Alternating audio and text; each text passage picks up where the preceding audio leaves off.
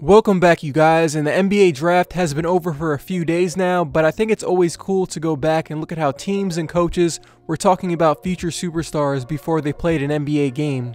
I did this type of video for Steph Curry and Kobe before, so I thought why not bring it back for Kawhi Leonard. I'm gonna briefly go over his draft profile that I'm sure some of you are familiar with, then talk about the teams that had Kawhi in for workouts and passed on him for interesting reasons. When you see the three teams listed, let me know which one you think would have been the worst outcome for Kawhi's career. Before we talk about Kawhi, I'd first like to thank SeatGeek for sponsoring this video. If you want to see a sporting event, comedy show, or concert, the best way to do that is through the SeatGeek app. They do all the ticket searching work for you by putting every single ticket from that event into one spot for you to pick from so you don't have to check multiple sites. They then give those tickets a grade 1 out of 10. It has green circles for good deals and red circles for bad deals. If you're still not sure about the seat you picked, they have an interactive seating feature that you can click on and see what you'll be getting before you buy. As always, when you support SeatGeek, you're also supporting me, so if you're thinking about going to a concert or a sporting event in the future, click the link in the description and you can get $20 off your first ticket purchase by using my promo code CAINE when you check out. At the start of Kawhi Leonard's sophomore year at San Diego State, he wasn't thinking about leaving school for the NBA, but as his team kept moving up the college rankings, he began to find himself moving up the mock draft boards. He was going to be a first-round pick. The momentum Kawhi had at the end of his sophomore season went right into the 2011 draft combine without even having to do a workout. Kawhi's hand nearly measured out at 12 inches wide, and once his official wingspan measurements came in, he began to even move into the top 10 prospects for certain teams. This is a quote from a mock draft in 2011. Leonard is a do-everything forward from San Diego State who will have to improve his shooting to be anything other than a role player in the NBA. His legitimate inclusion into the top 10 is a true testament to just how weak this draft class is, though. Now, the criticism about his shooting was definitely fair. There's only a certain ceiling you can reach as a basketball player when teams don't have to worry about you making perimeter shots, but it's funny to see the weak draft class comment when it actually turned out to be an amazing draft. So the first team on the list, the Washington Wizards. The Wizards had the 6th and 18th picks in the first round of the 2011 draft and somehow managed to get two of the worst players in the top 18. They got Jan Vesely at number 6 and Chris Singleton at number 18. What was the Wizards' reasoning in taking Vesely over Kawhi? Well, besides Jan Vesely, the Wizards also brought in Tristan Thompson and Kawhi Leonard for workouts and had them targeted at number 6. They were also focused on Enes Kanter and Jonas Valanciunas. They wanted to pair a big man with John Wall. Taking Kawhi made sense for the Wizards because Rashard Lewis was the only perimeter forward on the roster going into the 2012 season. With John Wall, Nick Young, and Jordan Crawford as their high-usage perimeter players, drafting Kawhi made a lot of sense since the Wizards were a developing team and needed some type of defensive presence on the perimeter. Apparently, Kawhi's workout went really well with the Wizards, and they liked him. His jump shot looked good, his free throw shooting looked good, and he was doing well in the fast break jumpers drill. But it still wasn't enough to draft him. The Wizards were looking at a big man and thought Vesely and Wall could grow into a great pick-and-roll duo.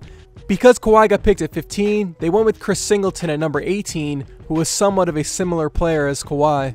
I'm glad this didn't happen because there's a dark timeline where Kawhi never develops as an offensive player in Washington, and he is stuck in a 3-and-D role his whole career. The next team that had some interesting thoughts on Kawhi Leonard was the Phoenix Suns. They were coming off of a 40-42 season in 2011 and at the time had somewhat of a deep backlog of small forwards. To refresh your memory, those guys were Josh Childress, Grant Hill, and Jared Dudley. Not exactly a group of guys to get excited about, but it was depth. The Suns still had Steve Nash and weren't exactly too interested on young pieces that needed years of work on offense. Phoenix had the 13th pick and either could have went with a developing guard or somebody that could contribute right away at the forward spot. Remember, they just lost Amari Stoudemire the year before. Instead of Kawhi, the Suns went with Markieff Morris at number 13. Kawhi did not work out for the Suns and he wasn't a part of their discussion of players to be drafted. They were looking at both of the Morris twins and Iman Shumpert in the pre-draft process. But they did interview him. Not only was Kawhi's overall offensive game and shooting form concerning for Phoenix, but they also were concerned with how nervous he acted at the draft combine interview when he was sweating through his suit. The Suns had a brand new front office that year, so you can put 2 and 2 together as to why this was a flop. Now, the Suns were not the only team to pass on Kawhi Leonard, but part of their evaluation that included him being nervous before an interview might be the worst public reasoning we have to date.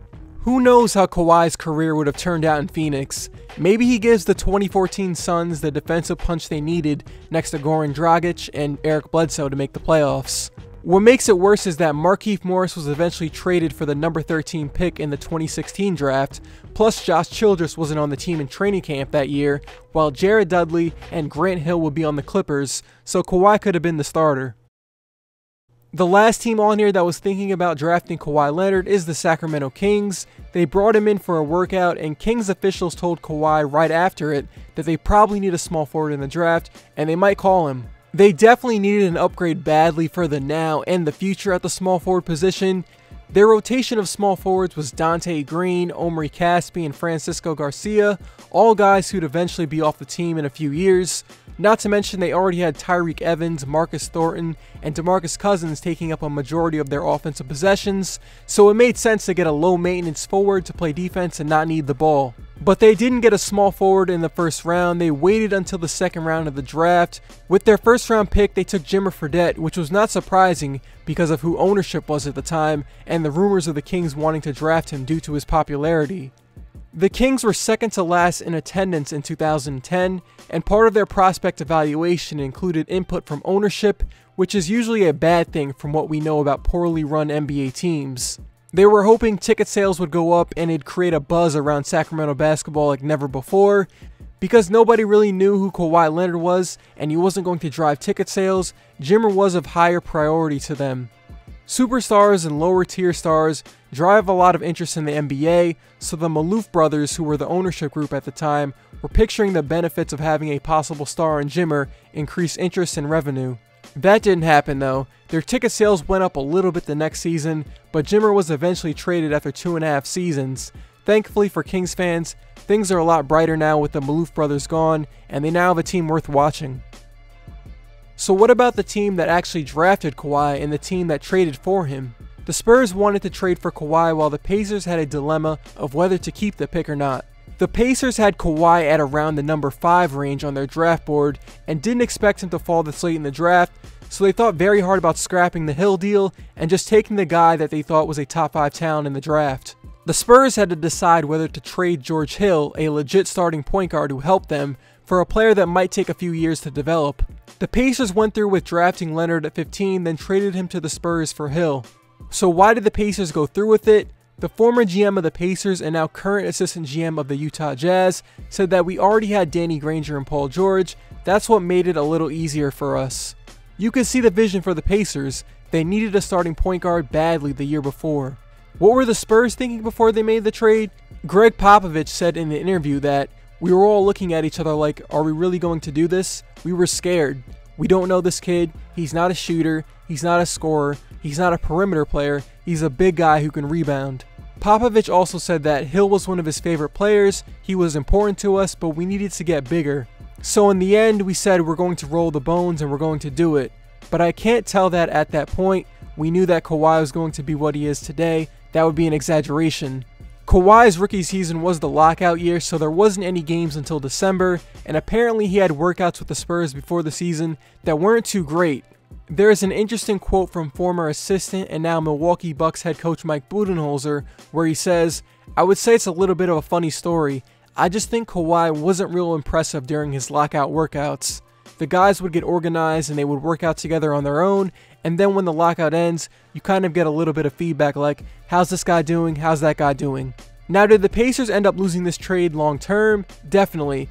Danny Granger ended up dealing with injuries that slowed down his career the next season, and he was never the same player. The Pacers could have had a Paul George and Kawhi Leonard wing lineup that would have made it very hard for their backcourts to score on, to put it lightly. But at least they had something to show for it with George Hill, unlike the 3 other teams we talked about. George Hill helped the Pacers in back-to-back conference finals appearances. I know NBA draft stuff is not the topic of interest at the moment. Free agency is what's about to take over the NBA world and probably my YouTube channel over the next couple of weeks. But would you guys be down for me to do this type of video on Giannis? I know most of you guys know his story, but there's a couple of interesting quotes from two teams that passed over Giannis that I think would make a cool video. So appreciate you guys for making it to the end, and I'll see you guys soon.